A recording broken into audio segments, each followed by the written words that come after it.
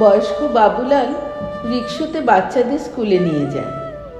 বাচ্চাগুলোর নির্মল হাসি, ছোট ছোট হাত, ছোট ছোট পা, আধো আধো বুলি, কখনো ঝগড়া, সমস্ত কিছু দেখতে খুব ভালোবাসে বাবুলাল।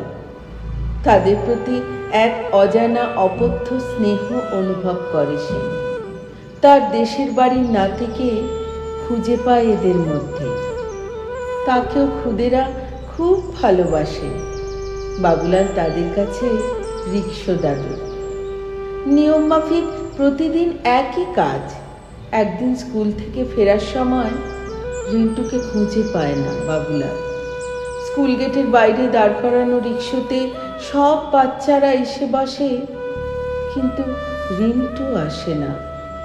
অপেক্ষা করার পর উদ্বিগ্ন বাবুলাল গার্ডকে জিজ্ঞাসা করে।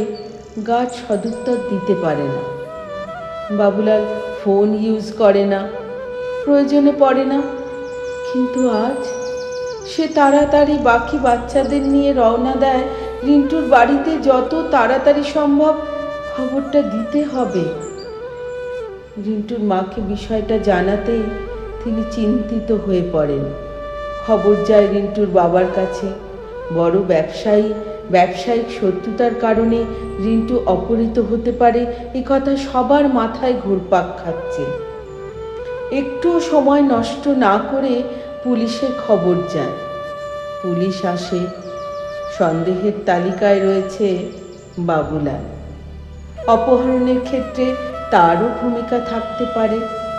রিন্টুর বাবা হঠাৎ উত্তেজিত হয়ে পড়েন। পাড়ার লোকেদের, ব্যবসায়িক সহযোগীদের ভিড় তখন বাড়ির সামনে। বাবুলালকে উদ্দেশ্য করে তারা বলে ওঠে, এই সব জানে, পিঠে মার পড়লেই সব উগড়ে দেবে, বল শালা বল। থাপ্পড়, চড়, ঘুষি, নাক দিয়ে রক্ত ঝরতে থাকে। বাবুলালের কাতর মিনতিতে কেউ কর্ণপাত করে না। রিকশো দাদুকে মার খেতে দেখে খুদেরা কাঁদতে থাকে। এমন সময় কোত্থেকে রিন্টু দৌড়ে আসে, জড়িয়ে ধরে রিকশো দাদুকে।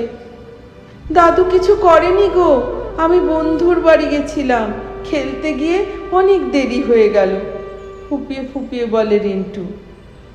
বাবুলালের চোখে তখন কোনো অভিযোগ নেই, শুধু শান্তি, সন্তান ফিরে পাওয়ার শান্তি।